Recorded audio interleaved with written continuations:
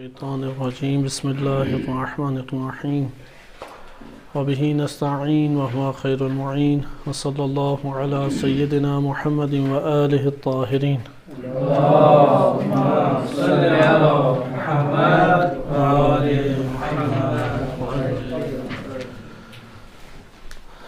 سیاست امیر المومنین علیہ السلام از نہج البلاغہ آپ کی خدمت میں پیش کی جا رہی تھی.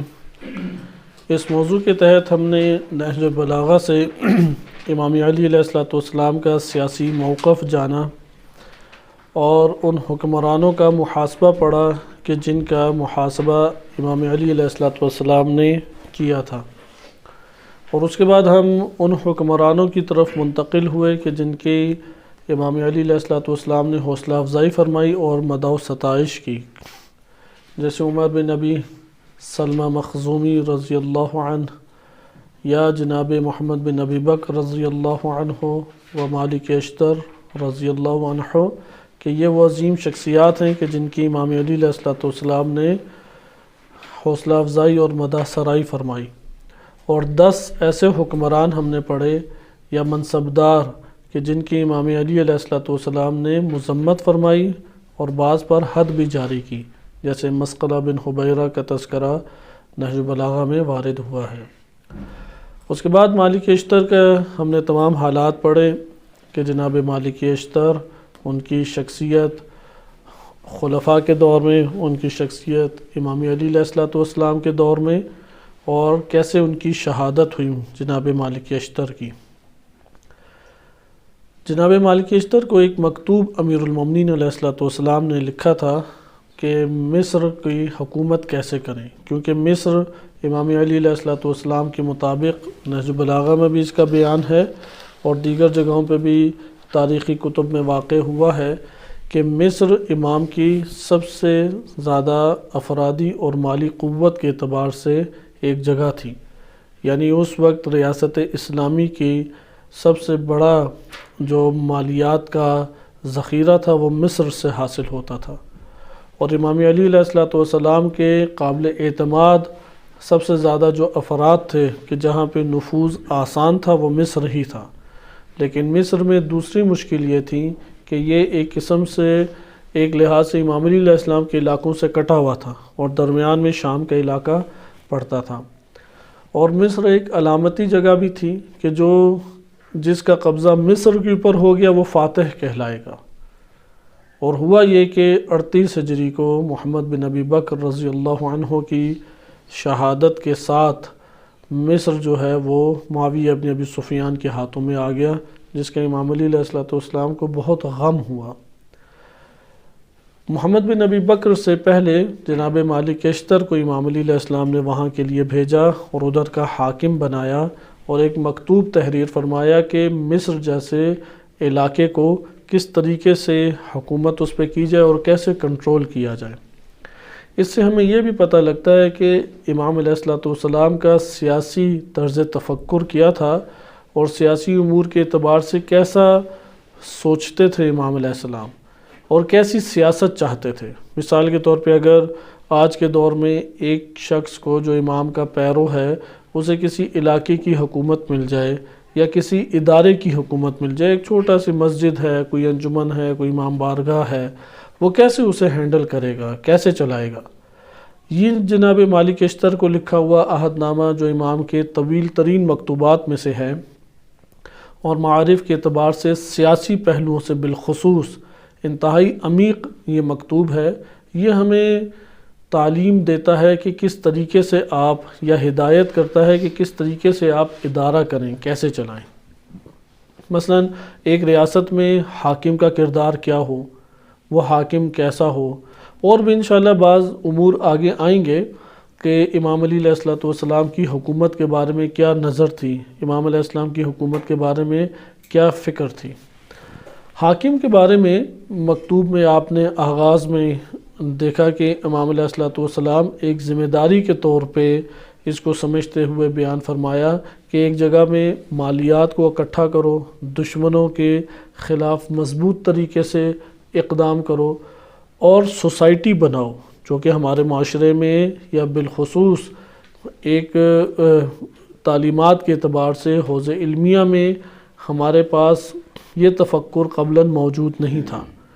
امام علیہ الصلوۃ والسلام نے باقاعدہ سوسائٹی بنانے کا حکم دیا اور اس کی طرف ابھارا، اور پھر اب ایک علاقے میں حکومت کیسے کی جائے۔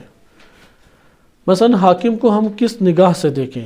آج پوری دنیا میں حکام موجود ہیں، بالخصوص ہم اپنے ہی وطن کو دیکھتے ہیں، پاکستان میں ہم حکمران کو کس نگاہ سے دیکھیں؟ کون سا حکمران قبول کیا جائے؟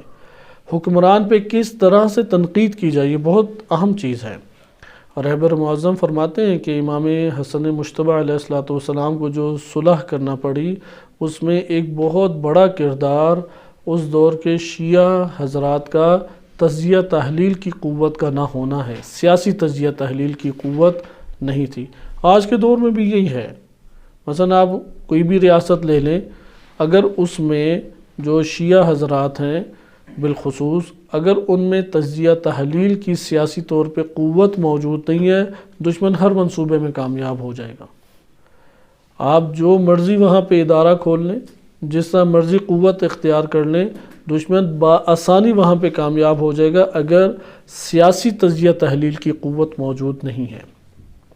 جیسے بھی آپ نے فتنے دیکھے کہ انڈیا میں ایک رضوی صاحب کھڑے ہوئے اور انہوں نے اپنے ہی بل بوتے پہ ایک نیا تفرقے کی کوشش کی۔ یقیناً بلوایا گیا ہے ان سے، کوئی اپنے خیالات نہیں ہیں ان کے، لیکن اس بات کے پیچھے تک پہنچنا وہ سیاسی تجزیہ تحلیل کا محتاج ہے۔ کیا فائدہ اس سے اٹھانا چاہتے ہیں، اس کے کیا نتائج نکلیں گے؟ یا اسی طرح مثلا پاکستان کے اندر بعض علاقے ہیں، اس میں 2 شیعہ شہید کر دیے اور سنیوں کے علاقوں میں 7 سنی مار دیے گئے۔ اس کے نتیجہ کیا نکلے گا؟ آپس میں سخت ترین جنگی حالات پیدا ہونا شروع ہو جائیں گے۔ یہ پیچھے سے کوئی ہاتھ ہیں کہ جو ان سب امور کو انجام دے رہے ہیں۔ اس کا فائدہ کس کو پہنچے گا؟ اس سے کون استفادہ کرے گا؟ اس سیاسی تجزیہ تحلیل کی قوت اگر افراد بالخصوص علماء کے اندر نہ ہو تو دشمن آرام سے ان امور میں کامیاب ہو جائے گا۔ لہذا آپ انشاءاللہ تعالیٰ ابھی آگے مکتوب میں یہ موضوع آئے گا کہ جس میں بصیرت اور شعور کی بات ہوگی، لیکن یہاں پہ ہمارے لیے ایک لمحہ فکریہ ہے، کیونکہ امام علیہ السلام آپ دیکھیں کہ اس مکتوب کے آغاز سے ہی حاکم کی بار بار بات کر رہے ہیں۔ ادھر رعایا کی ابھی بات نہیں ہوئی، ابھی مصر میں بہت سارے مسائل تھے۔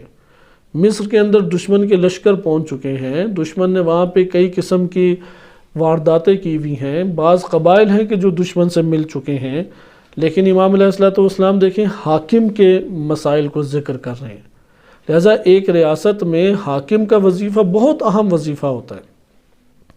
آپ مثال کے طور پہ شیعہ نشین علاقے پاکستان میں ہیں، یا اسی طریقے سے آپ انڈیا آ جائیں، بنگلہ دیش چلے جائیں، عراق، بحرین یا دیگر جگہوں پہ جو شیعہ نشین علاقے ہیں، وہاں پہ کٹ پتلی افراد کو کھڑا کر دیا جائے گا۔ ہوگا کوئی نہ کوئی حقیقی بندہ جو عوام الناس کے مسائل سمجھتا ہے، رعایا کے مسائل سمجھتا ہے، صلاحیت رکھتا ہے کہ ادارہ سازی کر کے بہتری اس قوم کے اندر لائے، لیکن اسی جگہ پہ کٹ پتلی افراد علماء ہی کی شکل میں کھڑے کر دیے جائیں گے تاکہ یہ آپس میں ٹکراؤ میں آ جائیں، آپس میں الجھاؤ میں آ جائیں، اور اس کے نتیجے میں وہ جو صحیح بندہ ہے اس کو بٹھا دیا جائے گا، یا اتنی فضا ہی نہیں بنانے دیں گے کہ کوئی صحیح بندہ ہی ابھر سکے۔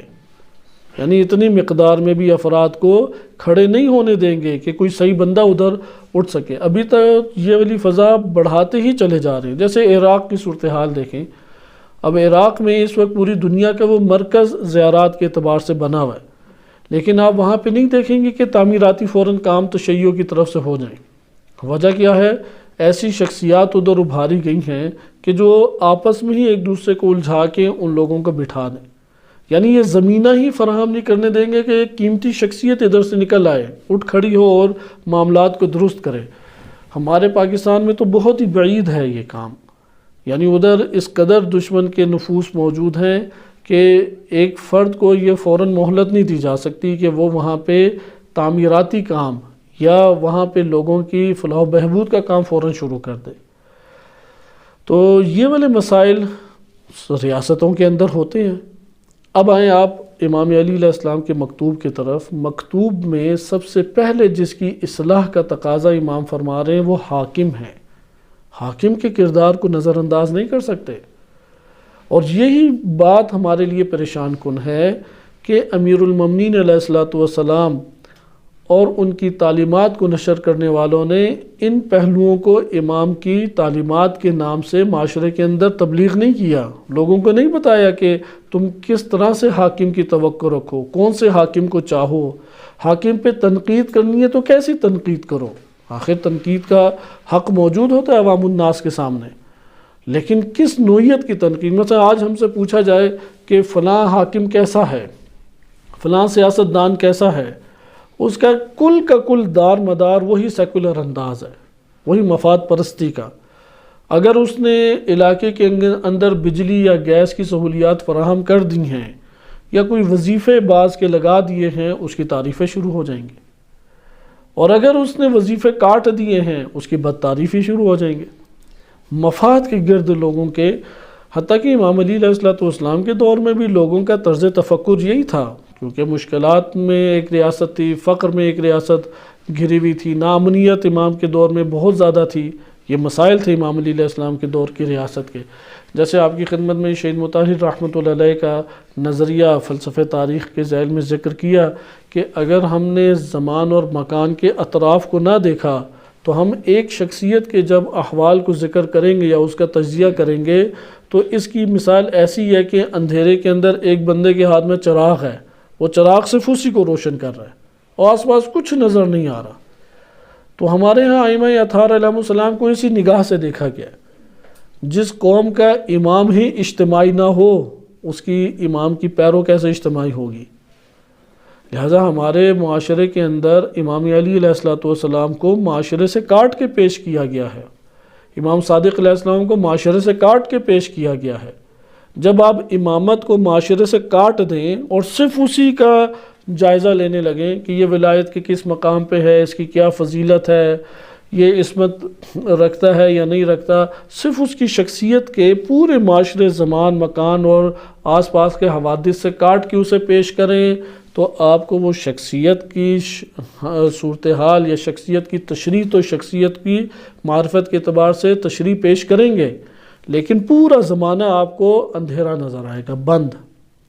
لیکن اگر آپ ایک اوپر روشنی برپا کر دیں اور اطراف کے سب چیزیں آپ کو آس پاس دکھائی دیں، پھر اس شخصیت کا تجزیہ کریں تو آپ کاملاً مختلف تجزیہ کریں گے۔ ایک طرف دیکھ رہے ہیں کہ ایک حادثہ برپا ہو رہا ہے، ایک طرف تعمیری کام ہو رہا ہے، ایک طرف کوئی سوال پوچھنے آ رہا ہے، ایک طرف مثلا غربت آ گئی، ایک طرف فلاں مسئلہ آ گیا۔ اس شخصیت کا ان سب سے جب تعلق ہے تو کیا موقف رہا، عملی موقف کیا ہے، نظریاتی موقف کیا ہے؟ اس لحاظ سے اگر امامت کو پیش نہ کیا جائے اور شرح حال ظلمتوں اور اندھیروں میں رہ کے پیش کی جائے، مثلا جس طرح ایک شخص ہے اس کے ہاتھ میں چراغ ہوتا ہے، وہ چراغ اس کو تو روشن کر رہا ہے، آپ اگر ائمہ اطہار علیہ السلام کو اس طرح روشن کریں تو نتیجہ کیا نکلے گا؟ امام علی علیہ السلام کی شخصیت آپ کو جدا نظر آئے گی، امام صادق علیہ السلام کی جدا نظر آئے گی، امام رضا علیہ السلام کی جدا نظر آئے گی۔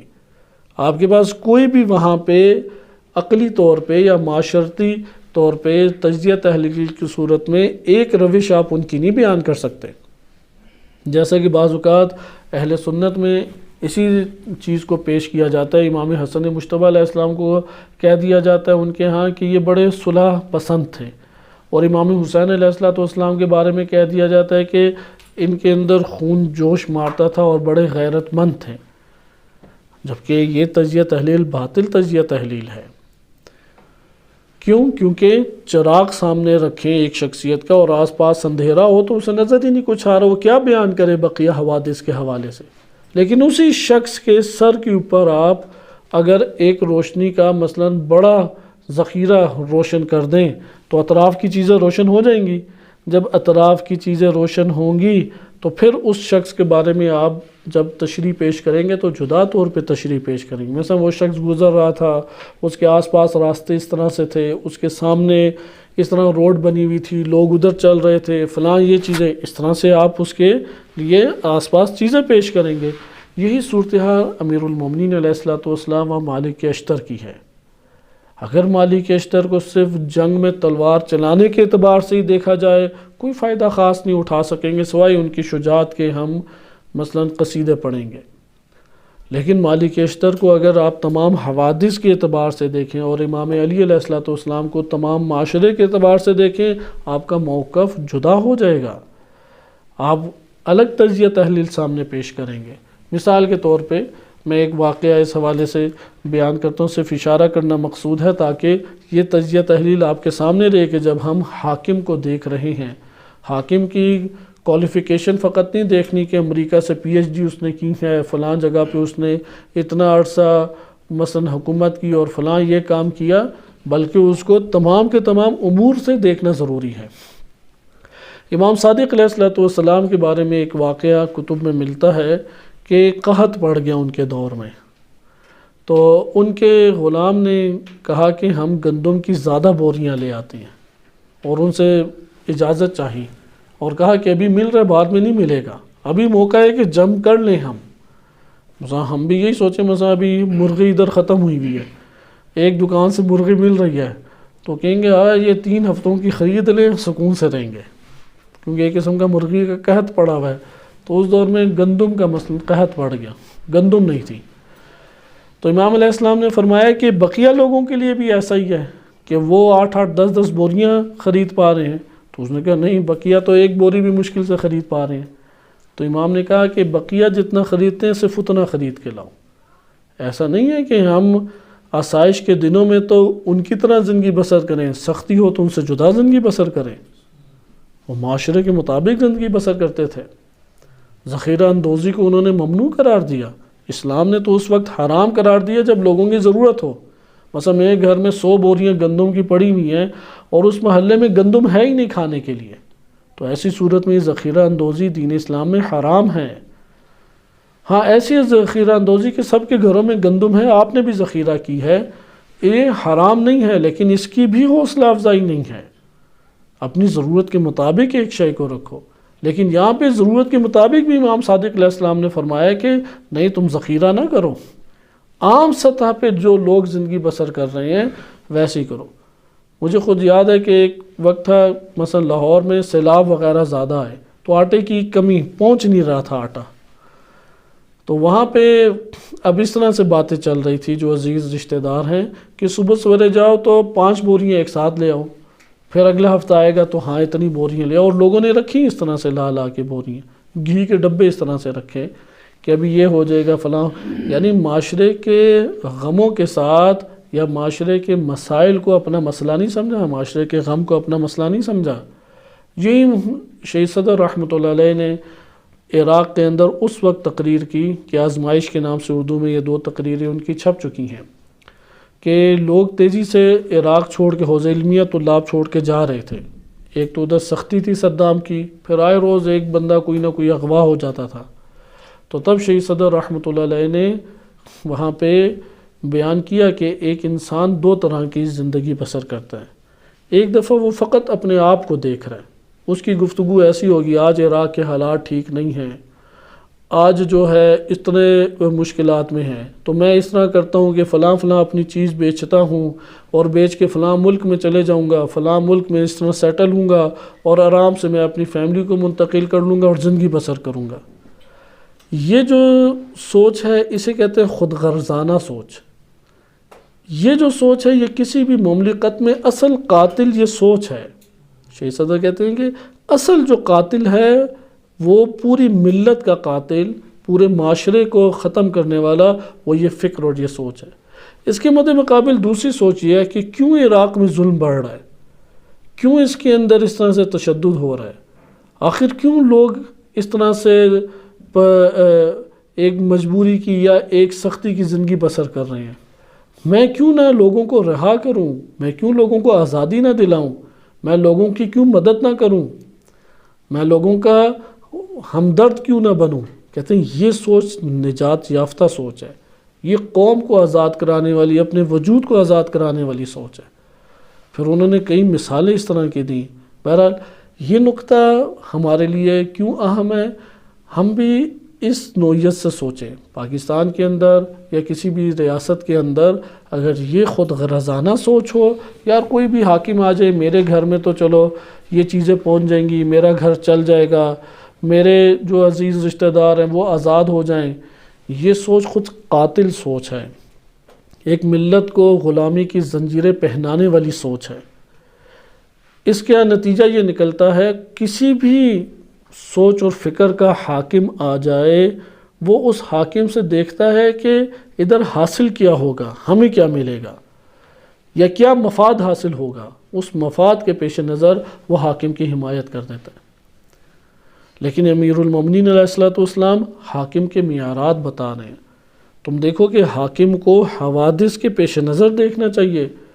وہ مثلا پاکستان کے مسائل جو ہیں، اب کئی ریاستیں جیسے امام علی علیہ السلام کی ریاست وہ کئی مسائل میں گھری ہوئی تھی، اور بعض مشترک ہیں مسائل۔ آج جو ہمارے اسلامی ممالک کے بالخصوص پاکستان کے جو مسائل ہیں، ان مسائل میں مشترک مسائل ہیں۔ امام علی علیہ السلام کی ریاست میں بھی وہ مسائل تھے۔ ہم یہ دیکھیں امام علی علیہ السلام نے ان مسائل کو حل کرنے کے لیے کیا طریقہ کار اختیار کیا، یہ بہت ایک اہم چیز ہے۔ مثلا آپ اپنے علاقوں میں جاتے ہیں، دیکھتے ہیں ادھر غربت بہت ہے، ادھر لوگ اصلاً دین سے آشنا ہی نہیں ہیں، وہ دین حاصل ہی نہیں کرنا چاہتے، یا اس جگہ پہ آپس میں لڑائی جھگڑے بہت ہیں، پارٹیاں بڑی بنی ہوئی ہیں۔ امام علی علیہ السلام کے دور میں پارٹیاں نہیں تھیں، آج کے دور میں تو کم پارٹیاں، ادھر صحابہ کے ساتھ پارٹیاں تھیں، جنگ جمل ہوئی، جنگ صفین ہوئی، جنگ نہروان ہوئی۔ اسی طریقے سے امام علی علیہ السلام کے دور میں غربت اوج کے اوپر پہنچی ہوئی تھی، کرپشن اوج پہ پہنچی ہوئی تھی، خانہ جنگی کا دور تھا امام کے دور میں۔ لہٰذا امام نے اس سارے کے سارے کرائسس میں کون سا قدم پہلے اٹھایا، کس چیز کو وہاں پہ نشر کیا، کیا انداز اختیار کیا، واقعاً یہ اگر ہم نہیں جانیں گے تو امام علیہ السلام کی سیرت سے کوئی فائدہ نہیں اٹھا سکتے۔ سیاست امیر المومنین یہی ہے کہ تم دیکھو کہ ترجیح کس کو دینی ہے اور کس انداز اور روش کو اختیار کرنا ہے اور کس نگاہ سے حاکم کو دیکھنا ہے۔ ہم نے آغاز میں دیکھا امام نے حاکم کے لیے تقوی کی شرط لگائی کہ تقوی کی اساس کے اوپر حاکم، ہر وہ حاکم جس کی قلب اور جس کی بنیادیں، فکری بنیادیں تقوی کے ساتھ پیوست نہیں ہیں، اس کے اوپر تنقید کرنی چاہیے، وہ قابل حمایت نہیں ہے۔ حتیٰ کہ بعض اوقات ایسا ہو، مثلا بشار الاسد ہے، بشار الاسد کوئی ممکن ہے کہ ہم اسے کوئی متقی انسان نہیں کہہ سکتے، ایک عام فرد ہے، ممکن ہے سیکولر سوچ بھی رکھتا ہو، لیکن آپ یہ دیکھیں کہ اس کی حمایت کس کو حاصل ہو رہی ہے، اسے تقوی کی اساس پہ حاصل ہونے والی حکومت کو حمایت حاصل ہو رہی ہے۔ بالکل اسی طرح جیسا نجاشی تھا، حبشہ میں نجاشی تھا، عیسائی تھا، لیکن اس کی ساری خدمت وہ نبی صلی اللہ علیہ وسلم اور مدینہ منورہ میں جو حکومت قائم تھی اس کو وہ خدمت پہنچ رہی تھی۔ اس اساس کے اوپر نبی صلی اللہ علیہ وسلم کا اس سے جداگانہ رویہ تھا، یعنی تقوی کی حمایت موجود ہے، تقوی کی نصرت موجود ہے، تقوی کے ساتھ وہ جا کے کھڑا ہوا ہے اور پوری دنیا سے دشمنی مول لی، یہ چھوٹی چیز نہیں ہے۔ لہٰذا آپ تجزیہ تحلیل کرتے ہوئے صرف ایک انسان کو اس کے شخصی آئینے میں نہیں دیکھ سکتے، اطراف کے حوادث اور ان حوادث کے بارے میں اس کا موقف وہ بہت زیادہ دخیل ہے، بہت زیادہ دخیل۔ ممکن ہے ایک غیر مسلم ہو، دین اسلام سے تعلق نہ رکھتا ہو، لیکن اس کی حمایت جو ہے وہ تقوی کی اساس پر ہے، اس کی حمایت جو ہے وہ متقی اور دینی اساس کے پر قائم ہونے والی حکومت کو ہے، یعنی حق کو اس کی مدد پہنچ رہی ہے، جو حق کا ساتھ دے وہ اہل حق میں سے شمار ہوتا ہے، اور اگر کوئی حق کے اندر رہتے ہوئے باطل کا ساتھ دے وہ اہل باطل کے ساتھ شمار ہوتا ہے۔ یہ نہج البلاغہ میں جو امام کا ایک جملہ ہے کہ امام فرماتے ہیں کہ دوست کا دوست دوست ہے، اور اسی طریقے سے تمہارے دشمن کا دشمن وہ تمہارا دوست ہے، دوست کا دوست وہ تو دوست ہے، اور دشمن کا دشمن وہ تمہارا دوست ہے۔ یعنی یہ سیاست کے وہ خوبصورت ترین انداز ہیں جو امام علی علیہ السلام نے ارشاد فرمائے۔ مثال کے طور پہ آج کے ہم قوت مقاومت تشیع کہ ایک ملک کی قوت نہیں ہے، عالمی سطح پہ شیعہ دفاعی ایک قوت ہے جو حرم اہل بیت علیہ السلام یا مکتب تشیع کے دفاع کے لیے اقدامات کرتی ہے۔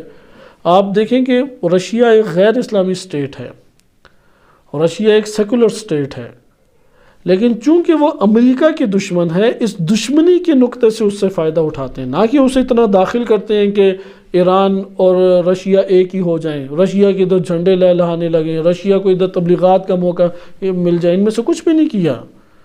رہبر معظم اور دفاعی ادارے جو تشیع کے ہیں، انہوں نے رشیا کو اس طرح اندر داخل نہیں کیا۔ رشیا وہی دور کونے کونے کے اوپر بیٹھا ہوا ہے، اور یہ جو دفاعی قوتوں کے اپنے ادارے یہ کونے پہ بیٹھے ہوئے ہیں۔ لیکن اس نقطۂ سیاست سے استفادہ اٹھایا انہوں نے کہ دشمن کا دشمن دشمن ہے، یعنی تم بجائے اس کے کہ تم دشمن کے دوست کی طرف قدم اٹھاؤ، کیونکہ اس دشمن کے دوست ہیں یا نہیں، مثلا امریکہ، برطانیہ، اسرائیل اس وقت مسلمانوں کے عالمی سطح کے اوپر دشمن ہیں۔ ان دشمنوں کے دوست بھی موجود ہیں، جیسے آل سعود، اسی طریقے سے آل خلیفہ، اسی طرح سے ممکن ہے اور کئی ممالک ہوں۔ یہ ہیں دشمن کے دوست۔ امام فرماتے ہیں جو دشمن کا دوست ہے وہ تمہارا دشمن ہے، لہٰذا ان سے ہم جا کے قدم ہاتھ نہیں بڑھائیں گے۔ یہ سیاست کے جو طور طریقے ہیں، اس کے اندر زیرکی چاہیے، اس سے بصیرت انسان کو حاصل ہوتی ہے۔ ادھر شبہات کے جب جوابات حاصل کیے جاتے ہیں تو تقویٰ کی اساس کو دیکھیں، یہ پہلا نقطہ ہم گزار چکے۔ دوسرا تھا کہ رعایا کے ساتھ اخلاق، یہ دیکھا جائے کہ رعایا کے ساتھ اخلاق کس نوعیت کا ہے، اس میں تکبر کی جھلک نہیں ہونی چاہیے۔ ہر حاکم، چاہے وہ شیعہ ہو یا سنی، عیسائی ہو، غیر مسلم ہو یا مسلم، اگر اس کے اندر تکبر کی ایک آمیزش نظر آتی ہے، متکبرانہ انداز نظر آتا ہے، قابل تنقید ہے، تنقید کرنی چاہیے۔ اسی طریقے سے ہم نے اور چند امور پڑھے۔ یہاں پہ آج کا دن جو ہمارے پاس ایک اور حاکم کی صفت ہے، کیونکہ مالک اشتر کو حاکم بنا کے بھیج رہے تھے، اور یہ میں تکراراً آپ کی خدمت میں عرض کر چکا ہوں، یہ نہ سمجھیں کہ یہ ساری کی ساری ہدایات فقط حاکم کے ساتھ مختص ہیں۔ ایک گھرانے کے اندر مرد حاکم ہے، ایک ادارے کے اندر مدیر حاکم ہے، ایک انجمن کے اندر صدر انجمن حاکم ہے۔ لہٰذا یہ جو حاکمیت ہے، اس حاکمیت کے لیے یہ سارے ضوابط ہمارے سامنے موجود ہیں۔ کس طرح سے کم ایک خانوادہ تو ہم میں سے ہر کوئی خانوادہ چلاتا ہے، اسی طرح مسجد ہے یا مدرسہ ہے یا کوئی اور بڑا ادارہ ہے، جیسے حکومتی ادارے بھی ہوتے ہیں، غیر حکومتی ادارے ہیں، ان اداروں کے اندر مدیر ہے، وہ ایک نوع حاکمیت رکھتے ہیں۔ اگرچہ یہ باتیں ایک پورے علاقے کے اوپر، صوبے پہ یا ملک کے حاکم کے لیے کی جا رہی ہیں، لیکن حکومت کا یہ نقطہ مشترک ہے، اس لیے ان قوانین اور ان ہدایات کو ہر شخص اپنے لیے اہم رہنما اصول قرار دے۔ یہاں پہ ایک سوال پیدا ہوتا ہے، اگر حاکم کو جب حکومت حاصل ہوتی ہے تو ایک مسئلہ ہے عوام الناس، ایک طرف عوام ایک امر چاہتی ہے اور ایک طرف خواص ہیں۔ خواص سے مراد یہ ہوتے ہیں کہ جن کے ساتھ اٹھتے بیٹھتے ہیں آپ۔ نمبر 2 خواص وہ ہوتے ہیں جن سے آپ کی دوستیاں ہیں۔ نمبر 3 خواص وہ ہوتے ہیں کہ جن کے گھروں میں آنا جانا ہے۔ اور نمبر 4 حکومتی مسائل میں بڑے منصبدار جو آس پاس نہیں ہوتے، مشیر ہیں، سیکٹری ہیں، آپ کے ماتحت ہیں، یہ سارے کیا کہلاتے ہیں؟ خواص۔ بالخصوص آپ ان میں سے ایک طبقہ تو خواص کا کہہ سکتے ہیں کہ جو حکومتی سطح کے اوپر آپ کے آس پاس افراد موجود ہیں، جیسے سیکٹری ہے یا مینیجر ہے، یا اسی طریقے سے حکومتی عہدیداران ہیں جو آپ کے ماتحت ہیں، یہ سارے کیا کہلائیں گے؟ خواص، جو آپ سے رابطے میں ہیں، آپ سے ان کا تعلق قوی ہے۔ ایک امر میں ٹکراؤ پیدا ہو جاتا ہے، عوام ایک تقاضا چاہ رہی ہوتی ہے اور خواص ایک تقاضا چاہ رہے ہوتے ہیں، کس کی ماننی چاہیے ہمیں؟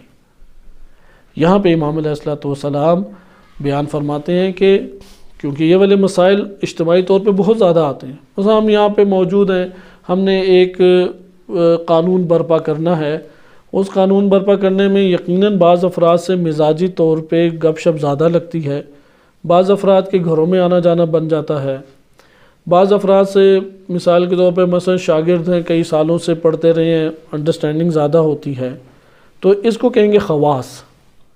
اب ہوتا یہ ہے کہ عموماً خواص حاکموں سے اپنا فائدہ اٹھا لے جاتے ہیں، پوری دنیا میں یہ چلتا ہے۔ امام علی علیہ السلام کے دور میں بھی ایسا ہی تھا، اس سے پہلے خلفاء کے دور میں بھی ایسا ہی تھا کہ خواص کیا ہوتے ہیں؟ وہ حاکموں کے قریب ہو کے اپنے مفاد حاصل کر لیتے ہیں۔ آج کے دور میں تو اسی کو سیاست اصل کہتے ہیں۔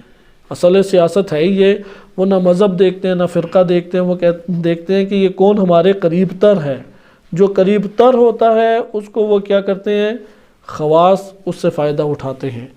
جیسے یہی اب مثلا ایک مثال پاکستان ہی کی دوں، ضیاء الحق کا دور تھا، تو ضیاء الحق سے کیونکہ پاکستان کے شیعہ اس سے بڑے نالاں اور بڑی مخالفت کرتے تھے، اور بڑے اس سے نفرت آمیز ان کا سلوک بھی تھا۔ اس کی بنیادی وجہ شیعوں پہ ہونے والے مشکلات اور قتل و غارت کے واقعات تھے۔ لیکن ضیاء الحق کے سب سے قریبی ترین جرنیل 2 یا 3 جرنیل تھے، وہ جو 2 3 یا آپ 4 5 کہہ لیں، ان میں سے جتنے بھی جرنیل تھے زیادہ تر شیعہ ہی تھے۔ وہ کوئی زیدی شیعہ ہے، کوئی فلاں شیعہ ہے، اور انہی شیعوں کی وجہ سے اس کا ایران کے ساتھ ایک گہرا تعلق بھی تھا ضیاء الحق کا۔ خواص ہوتے ہیں، وہ فرقہ دیکھ کے نہیں خواص جڑتے، اور وہی پلاننگ کر کے اسے دیتے تھے۔ حتیٰ کہ وہی یہ جرنیل وغیرہ بتاتے ہیں کہ ضیاء الحق نے امام خمینی کی تصویر اپنے کمرے میں رکھی ہوئی تھی، لگائی ہوئی تھی باقاعدہ، اتنا اسے لگاؤ تھا امام خمینی رحمۃ اللہ علیہ سے۔ لیکن دوسری طرف دیکھیں شہید عارف حسینی اور تشیع کی، کیونکہ اس کے کارنامے ہی ایسے تھے کہ تشیع کسی طور پہ بھی اسے پاکستان کی قبول نہیں کر سکتی، شیعوں کے خون میں اس کے دونوں ہاتھ رنگین تھے۔ تو یہ مقصد یہ کہ خواص قریب ہو کے حاکموں سے فائدہ اٹھا لیتے ہیں، کوئی فرقہ وغیرہ نہیں دیکھا جاتا، کوئی مذہب نہیں دیکھا جاتا۔ جب دین پڑھ لیا جائے مفاد کا، تو جس کی تعلیم ہی مفاد ہو تو اسے مفاد ہی بس نظر آتا ہے، باقی کچھ بھی نظر نہیں آتا۔ جیسے ابھی آپ نے دیکھا انڈیا میں کہ رضوی نام سے، حالانکہ ایک سادات کا نام پوری دنیا میں اہل بیت علیہ السلام سے عقیدت کی وجہ سے، نبی صلی اللہ علیہ وسلم کی نسبت کی وجہ سے محترم شمار ہوتا ہے، انہوں نے اسی خواص کی وجہ سے ان کے جو وہ کہلوانا چاہتے تھے وہ کہا انہوں نے، اور ایک فتنے کو برپا کیا۔ اور بھی ہمارے پاس اس طرح کے کئی امور ہیں کہ جو آپ دیکھتے ہیں ایران کے اندر جو تشیع کی قتل و غارت شاہ نے کی ہے، وہ تو پوری دنیا میں کسی بھی بادشاہ نے آ کے نہیں کی۔ شاہ نے اپنے کمرے میں امام رضا علیہ السلام کی زری بنوا کے رکھی ہوئی تھی، وہ زیارت پہ ہر سال 2 یا 3 دفعہ جاتا، بہت بڑی رقم خرچ کرتا تھا۔ کربلا میں کتنی رقمیں اس نے بڑی بڑی بھجوائی ہیں۔ علماء کا خصوصی طور پہ اس نے تعلق رکھا ہوا تھا، ان سے میٹنگز کرتا، ان سے تعلقات وابستہ کیے ہوئے تھے، انہیں بڑی بڑی مراعات دیا کرتا تھا علماء کو، فنڈنگ ان کے لیے رکھی ہوئی تھی۔ لیکن شیعوں کا قاتل نکلا وہ۔ اب یہ جو علماء خواص اس کے بنے اور اپنے چند فوائد لینے کے لیے آگے بڑھے، یہ خواص خطرناک ترین مخلوق ہے۔ امام علی علیہ السلام نے اب ادھر کوئی کہے کہ عوام کی مانو، آیا عوام کی ہر بات مان لیں، عوام کے تقاضوں کو ترجیح دیں؟ یہ تو وہی جمہوری سسٹم ہو گیا۔ کیا یہاں پہ سیاست امیر المومنین علیہ السلام ادھر کیا کہتی ہے؟ سوال یہ مثلا عوام یہ چاہ رہی ہے کہ ٹھیک ہے کہ صحیح ہے، اسلام کے بڑے اپنے طور طریقے ہیں، لیکن شادی بیاہ کے موقع پہ کوئی پابندیاں نہ لگائی جائیں۔ یہ تو ایک ہر معاشرے میں ہی مسئلہ ہوتا ہے، ہمیں گانے بجانے کی اجازت دی جائے، اور ایک ہی دن ہم نے بے پردگی کرنی ہے، کوئی پورے سال تھوڑی کرنی ہوتی ہے۔ اب یہاں پہ عوامی دباؤ ہے، عوامی پریشر ہے، تو اس پریشر اور دباؤ کا کیا کیا جائے؟ حاکم کیا کرے ادھر؟ تو یہاں پہ آئیں، دیکھیں امام علی علیہ السلام کی سیاست، تفکر سیاسی امام علی علیہ السلام کا کیا تھا۔ امام فرماتے ہیں کہ وَلْيَكُنْ أَحَبَّ الْأُمُورِ إِلَيْكَ أَوْسَطُهَا فِي الْحَقِّ، تمہیں سب طریقوں میں سب سے بہتر طریقہ وہ پسند ہونا چاہیے جو حق کے اعتبار سے سب سے خوبصورت اور بہترین ہے، یعنی اوسطها، افراط اور تفریط کے درمیان، نہ افراط ہو کہ زیادتی کہلائے، نہ تفریط ہو کہ کسی کا حق مارا جائے۔ یعنی افراط ہوگا تو یہاں پہ حدود حرام کو انجام دیں گے، تفریط ہوگا تو لوگوں کے حقوق مارے جائیں گے۔ درمیانی راہ جو ہے وہ سیدھی راہ ہے، درمیانی راہ حق کی راہ ہے۔ تم اس میں دیکھو کہ حق کہاں پر ہے، خواص کے ساتھ ہے یا عوام کے ساتھ ہے؟ تو امام فرماتے ہیں حق کو اختیار کرو۔ نمبر 2، وَأَعَمُّهَا فِي الْعَدْلِ، عدل کو جو گھیرے ہوئے ہو اسے لے لو۔ آپ دیکھ رہے ہیں کہ مرکزیت امام کس کو دے رہے ہیں؟ حکومت میں، فیصلوں میں، افراد کے اندر، کیونکہ آخر دنیا سبھی کو اچھی لگتی ہے۔ دنیا کس چیز کا نام ہے؟ 5-6 امور ہے کل دنیا۔ وہ جو بڑھاپے میں ساری چھن جاتی ہے. اگر کوئی کھاتا پیتا بھی ہو بڑھاپے میں ساری کی ساری وہ چھن جاتی ہے. وہ 5-6 امور کیا ہیں. پہلی چیز ہے اس کے کھانے پینے، یعنی جسے کہتے ہیں کہ پیٹ کی شہوات. پیٹ کی شہوات میں یہ جنسی اور نیند کی اور کھانے پینے کی شہوات، یہ ساری پیٹ کی شہوات کہلاتی ہیں. کیونکہ پیٹ میں جائے تو کچھ نیند آئے، پیٹ میں جائے تو جنسی حس بھڑکے گی، تو اسے کہتے ہیں شکم کی شہوات.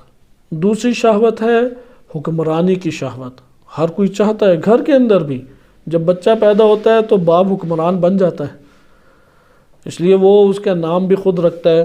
دین اسلام نے بھی اسی کو ولی کہا ہے، لیکن آہستہ آہستہ وہ بچوں کو اپنی ملکیت سمجھنا شروع کر دیتا ہے. وہ سمجھتا ہے کہ بس میرے ہی فیصلے سے تم نے جو کرنا ہے کرنا ہے، تمہیں خود کوئی اختیار حاصل نہیں ہے.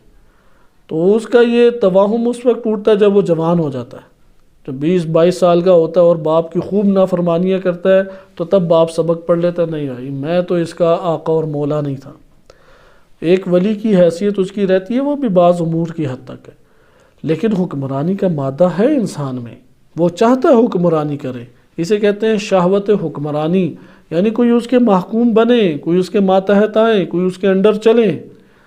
یہ اندر ایک بہت قوی جذبہ ہے انسان کا، اور یہ انسان سے نہیں نکلتا. ہر بچہ لے کے آتا ہے اس دنیا میں، جب آتا ہے حکمرانی کا مادہ پایا جاتا ہے. اس لیے وہ کہتا ہے میری چیز، میں، یہ میرا قلم ہے، میرا کھلونا ہے، یہ میرا گھر ہے، میں وہ چاہتا ہے. تیسری شہوت انسان کے وجود کے اندر، انسان جو ہے وہ گھومنا پھرنا چاہتا ہے، بھاگ دوڑ چاہتا ہے، تفریح جسے آپ کہتے ہیں. چوتھی چیز مال جمع کرنا انسان اپنی زندگی میں چاہتا ہے. آپ نے دیکھا کہ یہ شہوات ہیں. اب ہوتا کیا ہے کہ ایک حاکم جب حکمران بنتا ہے اور حکمران بننے کے بعد آتا ہے تو اپنی حکمرانی خوب چلاتا ہے، وہ ماتحت کرنا چاہتا ہے انسانوں کو. عموماً انسان جو معاشرے ہیں، معاشروں کے اندر یا اکڑ چلتی ہے یا مفاد چلتا ہے. یہ ایک قدیم زمانے سے یہی سیاست چل رہی ہے. سوال یہاں پہ امام علی علیہ السلام کی کیا سیاست ہے؟ امام فرماتے ہیں کہ شہوت کی سیاست کو بالکل برطرف کر دو. اسی لیے عثمان بن حنیف رضی اللہ عنہ صحابی رسول ہیں، عظیم شخصیت ہیں، بصرہ کے حاکم بن گئے. امام علی علیہ السلام نے خود انہیں حاکم بنایا بصرہ کا، اور وہاں پہ جو اموی تھا وہ بھاگ گیا تو بصرہ پہنچے. اب وہ خوب نبی صلی اللہ علیہ وسلم کے صحابی ہیں، احادیث سنی کتب میں بھی ان سے وارد ہوئی ہیں، امام علی علیہ السلام کے بڑے وفادار صحابی ہیں. عثمان بن حنیف حاکم وقت تھے. انہوں نے ایک ایسی دعوت میں شرکت کر لی کہ جس میں صرف امراء تھے، غریب کوئی نہیں تھا. امام کو جاسوسوں نے خبر پہنچائی تو امام نے مکتوب لکھا، غالباً مکتوب نمبر 45 ہے، کہ ہم وہ مکتوب پورا پڑھ چکے ہیں عثمان بن حنیف کے. محاسبہ ان کا ہوا. امام نے فرمایا کہ کیا تمہیں خیال نہیں آیا کہ تمہارے سامنے بڑے بڑے انواع و اقسام کے کھانے چن چن کے پیش کیے جا رہے ہیں، اور لوگ تمہاری جو تعریفیں کر رہے تھے، بصرہ کے چند جوانوں نے تمہیں دعوت دی اور تم بھی امٹ کے ادھر پہنچ گئے، اور اس محفل میں جہاں سے فقیروں کو دھتکار دیا گیا ہو تم نے اس میں جا کے شرکت کی. دیکھیں شہوت کے عنصر کو کس طرح امام دبا رہے ہیں. وہاں پہ کوئی حرام غذا نہیں کھائی عثمان بن حنیف نے. عمراء سے جو تعلق ہے وہ کوئی حرام نہیں ہے، حکمرانوں کا ہونا چاہیے، شرفاء اور عمراء سے بھی، لیکن وہاں پہ غریب کا بھی تو وہ حاکم ہے نا. آخر وہ غریب کا حاکم کہاں ہے؟ پھر اچھے اچھے کھانوں کی طرف انسانوں کی رغبت تو بڑھتی ہے. حاکم کا وظیفہ ہے کہ اپنے نفس کو کنٹرول کرے اور وہاں پہ روک لے. اس لیے امام علی علیہ السلام کی سیاست شہوت کی سیاست نہیں تھی. بالفاظ دیگر اگر کوئی شہوت کی سیاست کرتا ہے، یہ نہ کہ میں پیرو امام علی علیہ السلام ہوں، یہ دعویٰ کبھی بھی نہ کرے. اس لیے امام علیہ السلام نے فرمایا کہ وہ اعمها فی العدل ہے، عدل اور حق یہ میزان ہے. امام علی علیہ السلام کی سیاست کا معیار حق اور عدل ہے. مثلا محفلیں کسی کو اچھی نہیں لگتی، سارے چاہتے ہیں کہ خوب محافل جو ہیں وہ جمع، اور خوب محافل اس کے اندر شرکت ہو انسانوں کی. محافل ہر ایک کو خوب لگتی ہیں. اب ان محافل کے اندر کس طور سے ہم تعلقات پیدا کریں؟ ایک عام بندہ عوامی زندگی بسر کرتا ہے، وہ تو حق رکھتا ہے، ٹھیک ہے، جیسے مرضی تعلقات پیدا کرے حلال حرام کی تمیز کر کے، تکبر اور ان چیزوں کی نفی کر کے. لیکن اگر ایک جگہ پہ ایک مدیر ہے، ایک جگہ پہ ایک حاکم ہے، اس کے لیے قطعاً یہ سازگار نہیں ہے کہ وہ ایک ایسا تعلق پیدا کرے کہ جو حق اور عدل کی راہ سے ہٹا ہوا ہو. انسان عموماً اس جگہ پہ شکست کھا جاتے ہیں. جیسے ہمارے ہاں یہی مسائل ہیں کہ ایک علاقے میں آپ کو بڑے ہیں، وہ چیز پہ ابھارتے ہیں، تو انسان جانتا ہے کہ یار یہ قدم جو ہے یہ میرے لیے کوئی اچھا قدم نہیں ہے، وہ ان کے پریشر اور دباؤ کے اوپر اٹھا لیتا ہے. یعنی محافل کا جو اور علاقائیت کا جو ایک پریشر انسانوں پہ پڑتا ہے وہ ایک چھوٹا پریشر نہیں ہے. لیکن مدیر کا وظیفہ یہ ہے، یا جس کے ماتحت افراد موجود ہوں، حاکم کا وظیفہ یہ ہے کہ اس جگہ عدل اور حق کی راہ کو اختیار کرے. ان کلمات کو ہمیں اپنے نفس کے اندر ذخیرہ کر لینا چاہیے، حفظ کر لینا چاہیے، کیونکہ اگر عدل اور حق کی راہ کو ہم نے اختیار نہ کیا تو امامت کی دنیا سے کوسوں دور ہیں. جتنے رسومات انجام دیتے رہیں کوسوں دور ہیں، کوئی قریب بھی نہیں. انسان کا کوئی گزر نہیں ہو سکتا اگر حق اور عدل کے موازین کو انسان فراموش کر بیٹھے. اگر امام علی علیہ السلام عثمان بن حنیف جیسی شخصیت کو ڈانٹ سکتے ہیں، اگر امام علیہ السلام اپنے ہی بنائے ہوئے حکمرانوں کو معزول کر کے اپنے سے برطرف کر سکتے ہیں، تو ہم لوگ تو 3 نہ 13 میں ہیں. نہ وہ صلاحیتوں کے مالک ہیں، نہ ان فضائل کے مالک ہیں کہ ہمیں چنا جائے کہ حاکم بنا دیا. جب وہ عدل و انصاف کے معیارات پہ نہ اترے تو امام نے اپنے سے دور کر دیا، تو کیسے ممکن ہے کہ کوئی عدل اسی عمل کو انجام دے اور امام اسے قریب کر لیں. لہذا امام کا ان امور میں کہ جو اجتماعی دنیا ہے، اجتماعی دنیا میں بڑے دل گردے اس عمل کے لیے چاہیے ہوتے ہیں کہ حق اور عدل کی آپ بات کریں، کیونکہ آپ کا جو خاص بندہ ہے وہ تو آپ سے ناراض ہو جائے گا، وہ آپ کے شکوہ شکایت لے کے بیٹھ جائے گا، پھر اظہار بھی ناراضگی کا کرے گا بڑے طریقے سے. لیکن آپ عدل اور حق کی راہ کو ترک نہ کریں. تیسری بات، اگر یہ دو ہو جائیں، اگر یہ دو برپا ہو جائیں تو یہاں پہ امام کا ایک اور بڑا خوبصورت سیاسی موقف ہے، بڑا خوبصورت سیاسی موقف کہ یہ دو برپا ہو جائیں، خواص اور رعایا ٹکرا رہی ہو تو امام فرماتے ہیں کہ رعایا کو پکڑ لو، اس خواص کو چھوڑ دو. یعنی وہ جو تم سے وابستگیاں لگائے ہوئے ہے، دوستیاں بنائے ہوئے ہے، محفلیں جمائے ہوئے ہے، فائدے تم سے اٹھانا چاہ رہا ہے، تمہیں بڑا اس نے پیسہ خرچ کیا، کھلایا پلایا، تمہارے نزدیک ہوا، اس کو ترک کرو، عوام کو پکڑ لو. لہذا آگے دیکھیں، اور رعایا کے زیادہ سے زیادہ افراد کی مرضی کے مطابق ہو، وہ عمل انجام دو کہ وَأَجْمَعُهَا لِرِضَى الرِّعَايَةِ، رعایا کی مرضی کے جو سب سے زیادہ عین مطابق ہے حق اور عدل کے بعد. حق اور عدل کے بعد اگر تم نے کچھ دیکھنا ہے تو رعایا کو دیکھو اور رعایا کی مرضی کے مطابق عمل انجام دو، کیونکہ تم حاکم بنائے گئے ہو ان لوگوں کے لیے، ان کی زندگی کو تم نے منظم کرنا ہے، ان کی زندگی کے لیے تم نے آسائشوں کو برپا کرنا ہے، نہ کہ خواص کی زندگیوں کو. خواص وہ ہوتے ہیں جنہوں نے قربانیاں دینی ہیں، خواص وہ ہوتے ہیں جو خدمت گزار ہیں، انہوں نے تو ایثار کا نمونہ بننا ہے، ان کے پاس تو دنیا جانی چاہیے خواص کے پاس سے. رعایا ہے کہ جو حاکم کے ماتحت ہے اور وہ اس لیے حاکم کی نظر حاکم کو دیکھ رہی ہیں کہ حاکم سے توقعات باندھے ہوئے ہیں کہ ہماری مشکلات کا حل یہاں پہ یہ کر کے دکھائے گا. اس لیے آپ نے ملاحظہ کیا کہ یہ سیاسی پہلو بڑا دلچسپ پہلو ہے امام علی علیہ السلام کا کہ جب عدل اور حق کا معیار پورا ہو جائے، ایک طرف آپ کے ہے رعایا اور ایک طرف ہے خاص بندہ، ان کی مانی تو یہ خاص ناراض ہو جائے گا، یعنی آپ کی پارٹی کا بندہ ناراض ہو جائے گا.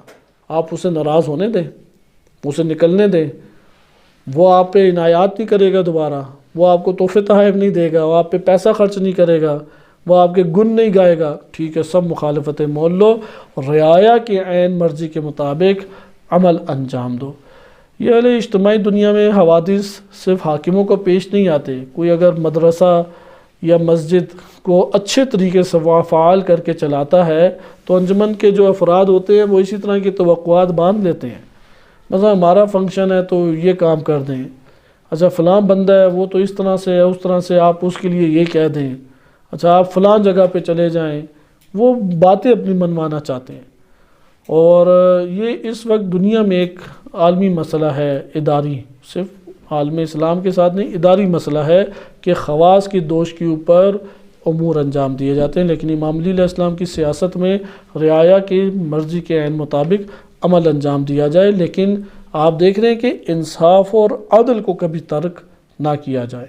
عموماً بس آپ نے ایک کمیٹی بنائی، اس کمیٹی میں 5 بندے ہیں، اب 5 بندوں کے ذریعے سے آپ ایک عوامی کام کرتے ہیں، عوام کی ڈیمانڈ ہے کہ ایک کام کریں، لیکن جو کمیٹی کے بندے ہیں وہ آپ کے ساتھ سازگار نہیں ہو رہے، وہاں پہ اگر آپ نے ان کی بات نہ مانی وہ ناراض ہو جائیں گے، کر کچھ بھی نہیں سکتے، ناراضگی مول لیں ان کی، انہیں ناراض ہونے دیں، لیکن وہ جو آپ کے مد مقابل عوامی حلقہ ہے اس کے مرضی کے زیادہ سے زیادہ مطابق عمل انجام دیا جائے۔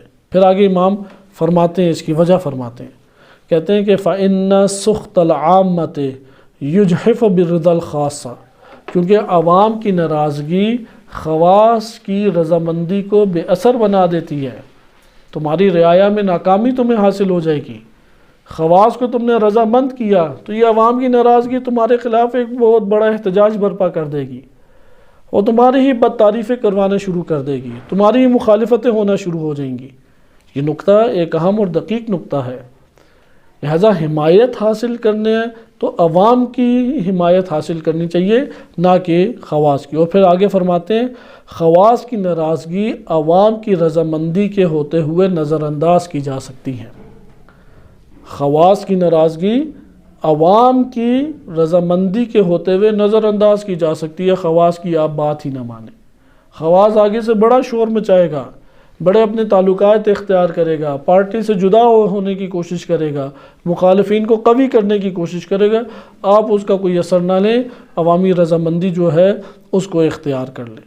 پھر آگے امام فرماتے ہیں اور یہ یاد رکھو، کیونکہ اس کا حصہ جو ہے میں آپ کے سامنے اس لیے تیزی سے پڑھ رہا ہوں کہ ہمارے پاس وقت قلیل ہے اور یہ مکتوب بڑا ہے، بعض ایسے حصے ہیں کہ جس کی تشریح زیادہ سے زیادہ کرنی چاہیے، اس میں سیاسی نقطہ اہم ہے۔ ادھر آپ نے سیاسی نقطے کا اصل مرکز دیکھ لیا، وہ اصل مرکز ہے حق اور عدل، حق اور عدل کا میزان پورا ہونے کے بعد عوام کو تم اپنا معیار کیا قرار دو، عوام کی مرضی کے مطابق عمل انجام دو۔ اس لیے یہاں پہ ان جملات سے استفادہ کرتے ہوئے بہت سارے سیاسی مقالہ جات لکھے گئے ہیں۔ آیا عوامی مقبولیت کا کوئی اثر نہیں ہے ایک اسلامی حکومت میں؟ ایسا نہیں ہے، ڈیموکریسی کی ٹھیک ہے نفی ہے، لیکن ڈیموکریسی کی نفی اس طور پہ نہیں ہے کہ عوام کی مقبولیت کا کوئی اثر ہی نہیں ہے۔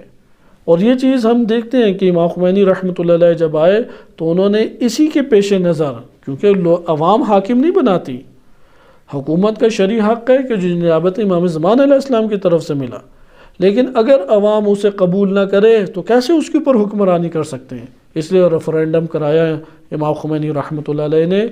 یہ جو الیکشنز تھے یہ الیکشنز حاکم بنانے کے الیکشن نہیں تھے، یہ الیکشن تھے کہ مقبولیت حاصل کرنے کے، کہ ہاں ہم اس بندے کو قبول کرتے ہیں کہ ہمارے اوپر حاکم بن جائے، اس لیے عوامی رضامندی اس میں مہم ہے۔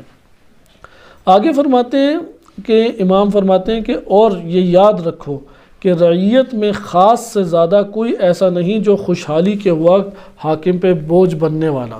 اب چند چیزیں بیان کر رہے ہیں، مشکل وقت حاکم پہ آ گیا تو خاص بندہ جو ہے نا سب سے پہلے بھاگے گا۔ یہ چیز وہ لوگ صحیح طرح سے جانتے ہیں کہ جو سیاسی دنیا میں یا اجتماعی دنیا میں ہیں۔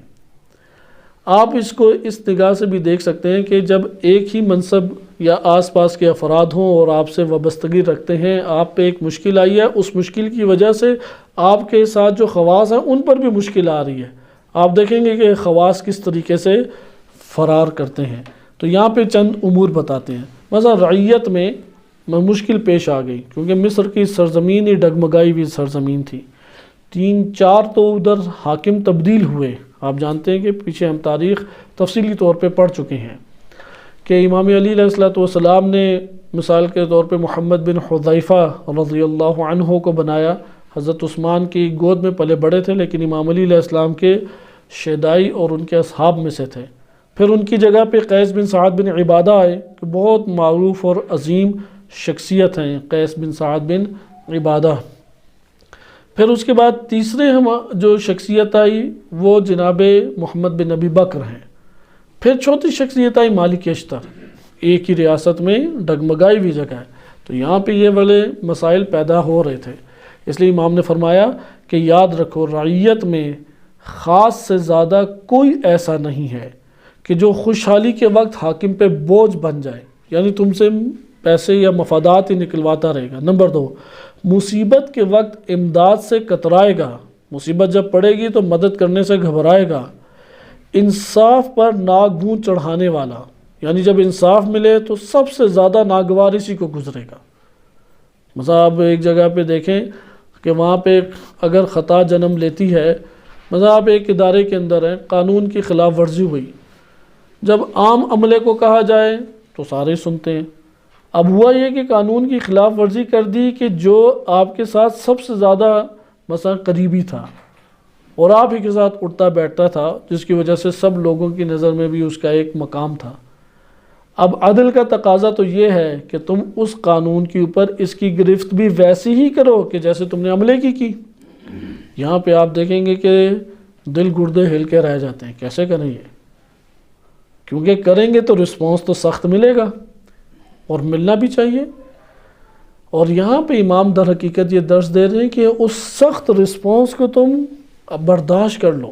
وہ جو رد عمل خواص دکھائے گا، ناک بھون چڑھا لے گا، اپنے مثلا ماتھے پہ سلوٹیں لے آئے گا، برا رویہ اختیار کر لے گا، ممکن ہے کہ چھوڑ کے چلا جائے، سب چیزیں تم اختیار کر لو۔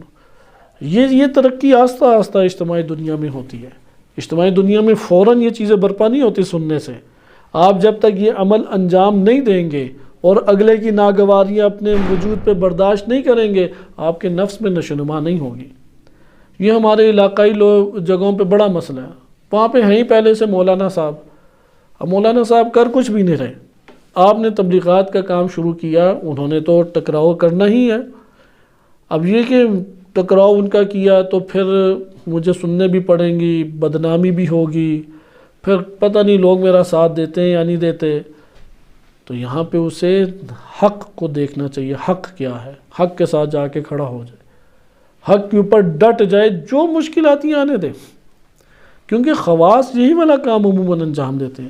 اس لیے امام نے فرمایا کہ انصاف پہ ناک بھون چڑھانے والا، طلب و سوال کے موقع پہ پنجے جھاڑ کر پیچھے پڑ جانے والا، پنجے جھاڑ کے پیچھے پڑ جائیں۔ یہ مفتی جعفر حسین علی اللہ مقامہ کا ترجمہ ہے، کیونکہ عربی کے بھی کلمات اسی طرح بلکہ بلیغ ترین کلمات ہیں، تو وہ کلمات ہمیں سمجھ نہیں آتے، یہ والے کلمات ہمارے لیے آسان ہے، اس لیے میں آپ کے سامنے یہ پڑھ رہا ہوں کہ طلب و سوال کے موقع پہ، یعنی جب ایک چیز آتی ہے اور اسے پتہ ہے اس میں کچھ میرا حق بھی مل سکتا ہے یا تھوڑی سی اس سے نرمی کی گنجائش نظر آتی ہے، تو وہ جسے کہتے ہیں نا پنجے جھاڑ کے پیچھے پورا اس کے بھاگنے کے لیے اور ٹوٹ پڑنے کے لیے آمادہ ہوتا ہے۔ تو خواص اسی طرح سے پیچھے پڑ جاتا ہے۔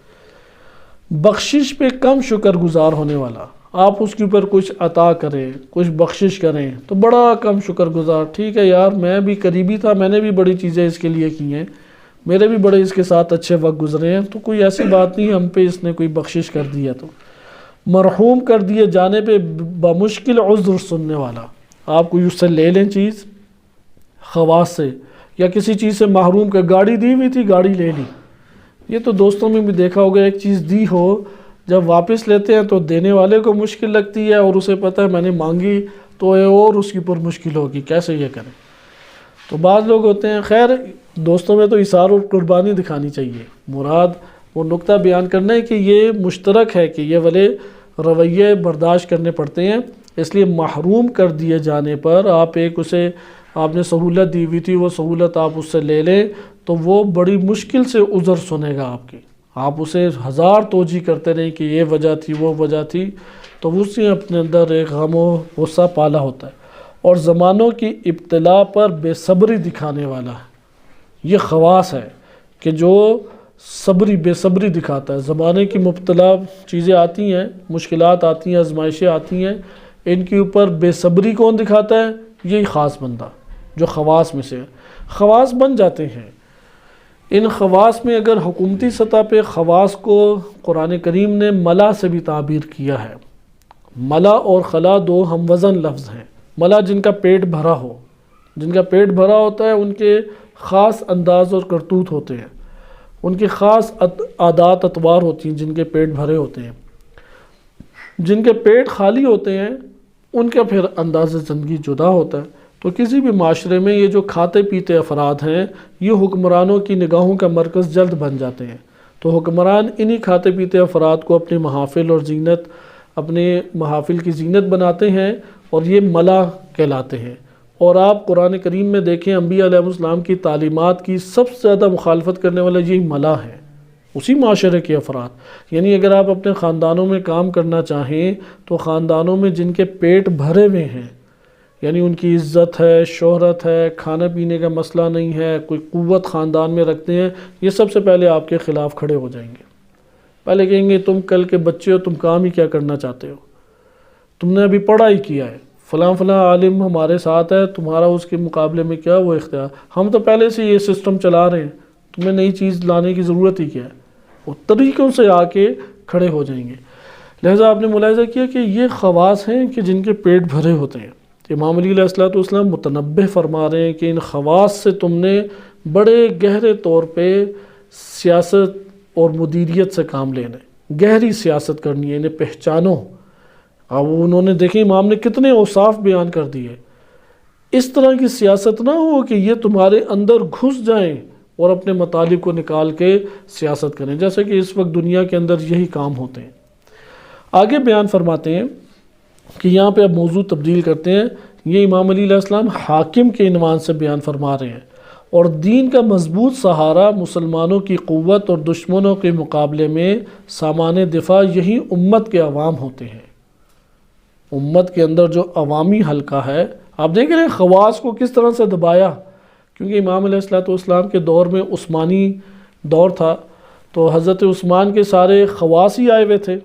ایک جگہ پہ ولید بن عقبہ ہے، ایک جگہ پہ سعید بن عاص ہے، ایک جگہ پہ عبداللہ ابن ابی سرح ہے، ایک جگہ معاویہ ابن ابی سفیان ہے. مدینہ کے اندر مروان بن حکم کو بھی لے آئے. اب یہ جتنے بھی تھے بنو امیہ سے ہی تعلق رکھتے تھے. مثلا عبداللہ ابن ابی سرح رضائی بھائی تھا، اسی طریقے سے سعید بن عاص بھی بنو امیہ سے تعلق رکھتا تھا، اسی طریقے سے معاویہ ابن ابی سفیان کے تعلق بنو امیہ سے تھا، ولید بن عقبہ کا تعلق بنو امیہ سے تھا، مروان بن حکم بھی اسی طریقے سے بنو امیہ خود داماد تھا خلیفہ سوم کا. تو ان خواص نے بدترین طریقے سے لاقانونیت کو برپا کیا ہوا تھا. زمینوں کو وہ اپنی ملکیت بنا لیتے تھے، خزانوں کو عام لوٹتے تھے. کوفہ کی مسجد، جامع مسجد کہ آج بھی اس کا احترام مسلمانوں میں باقی ہے، اس مسجد کے اندر جا کے ممبر پہ، اس کا ممبر کے ساتھ ہی ہوتا تھا جہاں پہ وہ بیٹھتا تھا، ادھر شراب پی کے نمازیں پڑھاتا رہا ولید بن عقبہ. اہل سنت و صحابی رسول اسے کہتے ہیں. تو یہاں پہ اب خواص کا دوسرا بڑا مسئلہ تھا، کوئی حد نہیں جاری کرتا تھا. یہ تو ہم آج دیکھتے ہیں پاکستان میں بھی، مثلا پرویز مشرف پہ کتنے ہی افراد کے، کئی ہزار افراد ہیں، ان کے خون کا مقدمہ ہے، اور اس خون کے مقدمے میں وہ دیکھیں آزاد پھرتا ہے. کون ہے کہ جو اسے ہتھ کڑی لگائے؟ یہ مسلم لیگ کے رہنما پاکستان کو کھا گئے، کون ہے کہ جو انہیں جیلوں میں بند کرے؟ یہ پیپلز پارٹی کے نام پہ آئے اور پورے پاکستان کے اندر روٹی کپڑا مکان کے نام سے انہوں نے منفی ترین سیاستیں کی. کون ہے کہ جو ان کو آ کے سزا دیں؟ لیکن عدالتوں میں غریب کے لیے سزا ہے، فقیر کے لیے سزا ہے. وہ سارے کے سارے پاکستان کے قانون جو ہیں وہ ایک بے بس کے لیے موجود ہیں. اسے جیلیں بھی ہوں گی، اس کی رپٹ بھی درج ہوگی، اسے عدالتوں میں حاضر بھی کیا جائے گا، ہتھکڑی بھی اسے پہنائی جائے گی. خواص ہیں یہ خواص کہ جو انہیں چھوڑتے ہیں. یعنی کوئی خواص ہے کہ جس نے مشرف کو آزاد کر دیا، خواص ہیں کہ جس نے نواز شریف اور شہباز شریف کو آزاد کیا. پاکستان میں اوورآل ہے کہ جتنے بدمعاش ہیں ان کے ساتھ شریف لگتا ہے، راحیل شریف، شہباز شریف، نواز شریف، کل کو کوئی اور شریف آ جائے گا. تو یہ آپ نے ملاحظہ کیا کہ کس طریقے سے خواص کا کردار ایک منفی کردار ہوتا ہے۔ وہی دور جو امام علی علیہ السلام نے خلیفہ سوم کے دور میں گزارا کہ لا قانونیت عام ہو چکی تھی، کرپشن عام ہو چکی تھی، جو جرائم انجام دیے جاتے تھے کوئی اس کی حد جاری کرنے والا نہیں تھا، جو شکایات پہنچاتا یا شاہد بنتا اسے کوڑے لگائے جاتے تھے۔ یہ جو نظام جب آتا ہے سامنے تو یہاں سے ریاست جو ہے وہ متزلزل ہو جاتی ہے، وہاں سے پھر یہ عناصر ہیں یہ بھڑکنے کا سبب بنتے ہیں، یہاں سے لوگ اٹھ کھڑے ہوتے ہیں۔ اس لیے امام نے آپ دیکھیں کیا فرمایا آگے کہ دین کا مضبوط سہارا، مسلمانوں کی قوت اور دشمن کے مقابلے میں سامان دفاع، 3 خصوصیات عوام کی بیان فرمائی ہیں۔ 3 خصوصیات، پہلی کیا ہے دین کا مضبوط سہارا یہ عوام بنتے ہیں، خواص کبھی نہیں دین کا سہارا بنتے۔ مسلمانوں کی قوت کون بنتے ہیں؟ یہی عوام بنتے ہیں، کیونکہ یہی قربانیاں دیتے ہیں۔ اور دشمن کے مقابلے میں سامان دفاع عوام سے حاصل ہوتا ہے، نہ کہ خواص سے حاصل ہوتا ہے۔ لہٰذا تمہاری پوری توجہ اور تمہارا پورا رخ انہی عوام کی جانب ہونا چاہیے۔ دیکھیے کس طرح سے مالک اشتر کو یہ گر بیان کیے جا رہے ہیں۔ آپ آئیں انقلاب اسلامی ایران میں حکومت ولایت فقیہ کو دیکھیں، کیونکہ ریاست ایران الگ چیز ہے اور حکومت ایران میں ولایت فقیہ کی حکومت ایک الگ چیز ہے۔ یعنی کسی بھی ریاست میں 3 مہم چیزیں ہوتی ہیں، ایک وہ معاشرہ ہے اس ریاست کے اوپر جو معاشرہ زندگی بسر کر رہا ہے خود، ایک وہ ریاست اور ملک ہے، اور تیسرا اس کی حکومت ہے۔ ہم جس کی حمایت کرتے ہیں دینی اعتبار سے وہ حکومت ہے فقط۔ اگر یہ حکومت باقیہ بالعرض ہے، بالاصل کیا ہے ہمارے پیش نظر ولایت فقیہ کی حکومت، نہ کہ ہمارے لیے مفادات ایرانی کوئی اہمیت رکھتے ہیں، نہ کہ ایرانی معاشرے کے مفادات اہمیت رکھتے ہیں۔ ہاں اس حکومت کی وجہ سے بالعرض دیکھیں گے، اس حکومت کے اثرات معاشرے پہ، اس حکومت کے اثرات ریاست پہ اس کے اعتبار سے تائید ہو سکتی ہے، اس لیے بالاصل حکومت ولایت فقیہ سے تعلق رکھیں۔ آئے ہم دیکھتے ہیں آیا حکومت ولایت فقیہ میں اس روش سیاست کی جھلک دکھائی دیتی ہے؟ ہمارے پاس عبرت کے ہزارہا نمونے اس طور پہ موجود ہے اس 40 سالہ دور میں۔ بقیہ جگہوں پہ حکومت آئے تو بقیہ بھی یہی تاریخ دہرائی جائے گی، ایسا نہیں ہے کہ صرف ادھر ایسا ہوا ہے۔ مثلا آپ یہ دیکھیں کہ اس حکومت ولایت فقیہ کے خلاف بڑے سے بڑا جس نے اقدام کیا وہ آپ کو امامہ پوش افراد نظر آئیں گے۔ امام خمینی رحمۃ اللہ علیہ کے قتل کی سب سے بڑی کاوش کرنے والے ایک بڑے مجتہد ہیں ایران کے اندر، جس نے تمام کے تمام غربی افکار اور غربی ٹولے کو آزادانہ طور پہ داخل ہونے کا موقع دیا، وہ ایک بہت بڑی انقلابی امامہ پوش شخصیت ہے۔ اسی طریقے سے جو خائن گروہ تھے ان خائن گروہوں کے اوپر امامہ پوش افراد ان کے واضح طور پہ حمایت موجود ہے۔ اسی طرح خواص کی طرف دوسرے اینگل سے اولادوں کو لے لیں، جو یہاں پہ بڑے بڑے افراد تھیں ان کی اولادوں نے حکومت ولایت فقیہ کو کس طریقے سے دبایا۔ ابھی میں نام نہیں لیتا ان کے، آشکار ہے، اتنا اشارہ کافی ہے کہ بڑی بڑی شخصیات ہیں جن کو دنیا جانتی ہے، دینی تفکر میں بڑے بڑے نام ہیں، ان کی اولاد ولایت فقیہ کے خلاف نکلی۔ اس کے بدِ مقابل بھی اچھی مثالیں ہیں، جیسے آیت اللہ مشکینی ہے، انہوں نے اپنے ہی بیٹے کے قتل کا فتویٰ دیا اور قتل پھانسی چڑھا، وہ فیصلہ کیا انہوں نے۔ اسی طرح اور چند بڑے بڑے افراد ہیں، ان کے بچے جو ہیں وہ جرائم میں ملوث پائے گئے، انہیں پھانسیاں باپ ہی نے سائن کر کے دیں۔ اس طرح کی مثالیں بھی ہیں۔ لیکن آپ دیکھ رہے ہیں کہ خواص کے کردار سے حکومت کیسے ڈگمگاتی ہے۔ اب آئیں دفاع کس نے کیا؟ جب صدام نے پوری دنیا کی استعمار کی پشت پناہی کو حاصل کرتے ہوئے اسلامی حکومت ایران ولایت فقیہ کی حکومت کو دبانا چاہا اور اس کو ختم کرنے کے لیے حملہ کیا، تو مجھے بتائیں کون اٹھا ان کے مقابلے میں؟ آیا عوامی حلقے اٹھے یا نہیں؟ 90% وہ افراد ہیں، 90 سے اوپر بلکہ، جو شہید ہوئے ہیں، لاکھوں میں شہید ہوئے ہیں کہ ابھی تک جنازے آ رہے ہیں۔ 90 سے اوپر ایسے افراد ہیں جنہوں نے امام خمینی رحمۃ اللہ علیہ کی شکل بھی کبھی قریب سے نہیں دیکھی، آج تک کبھی ملاقات بھی نہیں کی۔ امام خمینی کے جو نظریہ ولایت فقیہ، نہ اس کی کوئی دلیل پتہ ہے نہ کچھ اور پتہ ہے، محبت امام خمینی دل میں موجود تھی، حمایت امام خمینی موجود تھی، انہوں نے جا کے دفاع کیا جا کے۔ اس لیے آج بھی رہبر معظم کس کے دوش کے اوپر قائم ہے؟ یہی عوامی حلقہ جات کے۔ عوامی حلقہ جات کے اندر ہی سپاہ میں کہاں سے افراد آتے ہیں؟ انہیں عوامی حلقہ جات سے، خواص سے تو نہیں آتے۔ اسی طرح ابھی بھی آپ شہداء کی فہرست بنائیں، اس میں آپ دیکھیں گے کتنے افراد ہیں کہ جو امامے والے ہیں، ایک بڑی تعداد ہے، لیکن عوام کے مقابلے میں آپ کو وہ 5% نظر آئیں گے۔ کتنے ایسے افراد ہیں کہ جو خاص حکومتی شعبوں سے تعلق رکھتے ہیں، قلیل نظر آئیں گے۔ اور گمنام شہداء کتنے ہیں پورے ایران میں، گمنام شہداء کہ جو اپنی شناخت بھی اتار کے پھینک دیتے تھے کہ اللہ کی راہ میں قربانی اور شہادت دینے آئے۔ لہذا اس جملے کو دوبارہ آپ غور سے سنیں، اور دین کا مضبوط سہارا مسلمانوں کی قوت اور دشمن کے مقابلے میں سامان دفاع یہی امت کے عوام ہوتے ہیں۔ لہذا تمہاری پوری کی پوری توجہ انہی عوام کی طرف ہو جانی چاہیے۔ اس کے بعد بیان کرتے ہیں کہ اور تمہاری رعایا میں تم سے سب سے زیادہ دور اور سب سے زیادہ تمہیں ناپسند وہ ہونا چاہیے جو لوگوں کی عیب جوئی میں زیادہ لگا رہتا ہو۔ ہر وہ بندہ کہ جو دوسروں کے عیب تمہارے پاس آ کے بیان کرنا شروع کر دے، اسے کہتے ہیں چاپلوس۔ چاپلوس کو قریب نہ آنے دو، یعنی دوسروں کا چہرہ منفی کر کے بیان کرنا، دوسروں کی ذاتی اور شخصی برائیوں کو تمہاری اطلاع میں لے کے آنا تاکہ تم اس سے متنفر ہو جاؤ۔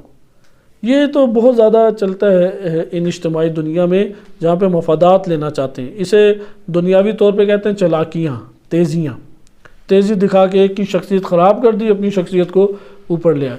امام فرماتے ہیں جس میں یہ نقص ہو اسے قریب بھی نہ آنے دو، کیونکہ بالآخر آپ حکومت جب کریں گے یا ادارہ چلائیں گے، ادارہ چلاتے ہوئے، حکومت چلاتے ہوئے آپ کو بعض کو قریب کرنا ہی پڑتا ہے، لیکن آپ حق اور عدل کے میزان کے اوپر اسے قریب کرو، اسے اپنے مفادات اور اپنی قربت کی اساس کے اوپر، خواص کی اساس پہ نہ کرو۔ یعنی بالفاظ دیگر ایسا ہو سکتا ہے کہ خواص کا طبقہ نہ بنے، ایسا نہیں ہو سکتا۔ خواص بالآخر بنیں گے کیونکہ آپ نے انہی کو منصب دینے ہیں، انہی کے ذریعے سے پیغام رسانی کا کام کرنا ہے، انہی کے ہاتھ میں اقتدار آنا ہے، انہی کے ذریعے سے دیگر چیزیں چلیں گے، وہی باعزت ہوں گے۔ خواص تو بنیں گے، لیکن خواص سے رویہ امام بیان کر رہے ہیں کہ کیسے تم انجام دو۔ خواص سے رویے کا انداز یہ ہے کہ حق اور عدل کی بنیاد پہ تم ان سے رویہ اختیار کرو۔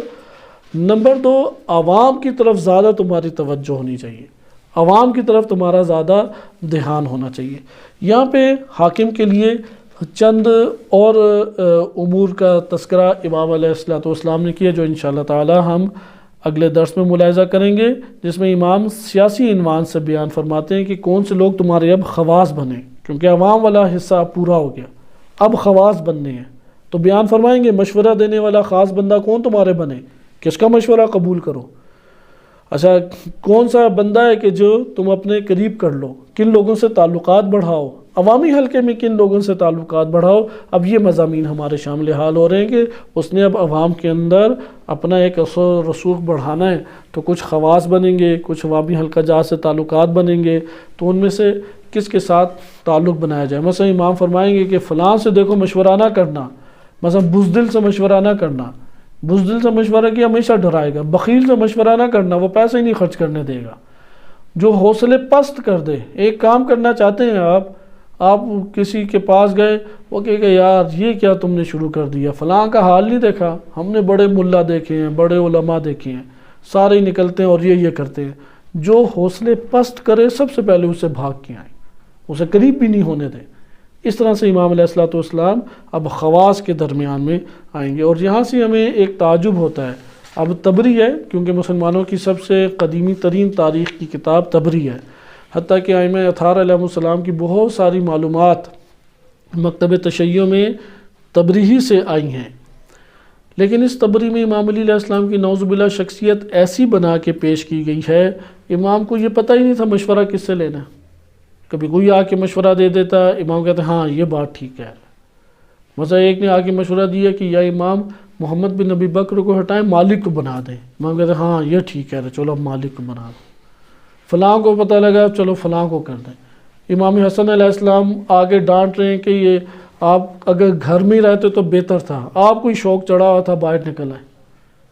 یہ جو تبری کی باتیں ہیں یہ عموی ہتھ کنڈے ہیں، یہ تحریف ہے شخصیت امیر المومنین علیہ الصلوۃ والسلام میں۔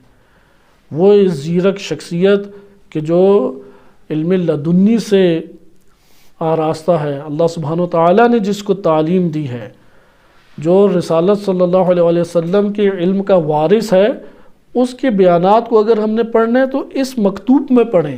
انہیں پتہ ہے کہ کس سے مشورہ لیں، انہیں پتہ ہے کہ کس کو قریب کریں، انہیں پتہ ہے کہ کس کو منصب دیں۔ ایسا نہیں ہے کہ جیسا تاریخ تبری بیان کرتی ہے، وہ ہماری نظروں سے اوجھل بھی نہیں ہونی چاہیے، کیونکہ بالآخر امام علی علیہ الصلوۃ والسلام کے اور اس دور کے حالات سب سے زیادہ اسی تبری سے ہمارے پاس آتے ہیں، کیونکہ روایات اس حوالے سے مفصل نہیں ہیں۔ لیکن اس طور پہ ہمیں دیکھنا ضرور چاہیے کہ امام کی شخصیت اور ان کے سیاسی موقف کو مطالعہ کرنے کے لیے سب سے پہلے نہج البلاغہ کی طرف رجوع کرنا چاہیے۔ بقیہ انشاءاللہ حاکم کی صفات اور اس کی بقیہ جوانب اگلے درس میں ملاحظہ کریں گے۔ صلی اللہ علیہ سیدنا محمد وآلہ طاہرین۔